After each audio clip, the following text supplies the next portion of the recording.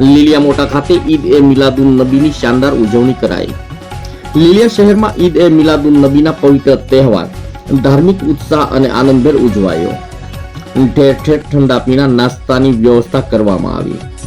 ઈદ એ મિલાદનું જુલુસ કોમી એકતા અને ભાઈચારાથી સામાજિક સૌહાર્દનો સંદેશ પ્રસર્યો।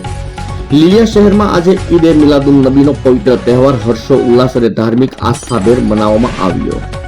વહેલી સવારે મસ્જિદોમાં ફજરની નમાઝ અદા કરાઈ હતી। હજરત મોહમ્મદ પૈગંબર સાહેબના જીવન ચરિત્ર અને ઉપદેશોને યાદ કરીને તેઓના આદર્શોનું અનુસરણ કરવાનો સંકલ્પ લેવામાં આવેલ।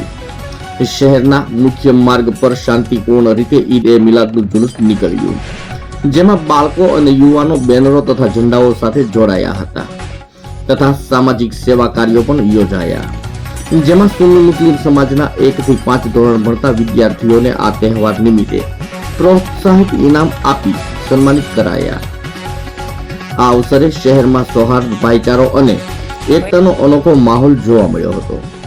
સ્થાનિક આગેવાનો તથા રાજકીય આગેવાનો જુલુસમાં જોડાયા હતા, જેમાં લીલિયાના સરપંચ જીવનભાઈ વોરા, ભીખાભાઈ ધોરાજીયા, કેપ્ટન દામત સહિતના રાજકીય આગેવાનો વરિષ્ઠોએ પણ હાજરી આપી સૌને તહેવારની શુભેચ્છાઓ પાઠવી હતી।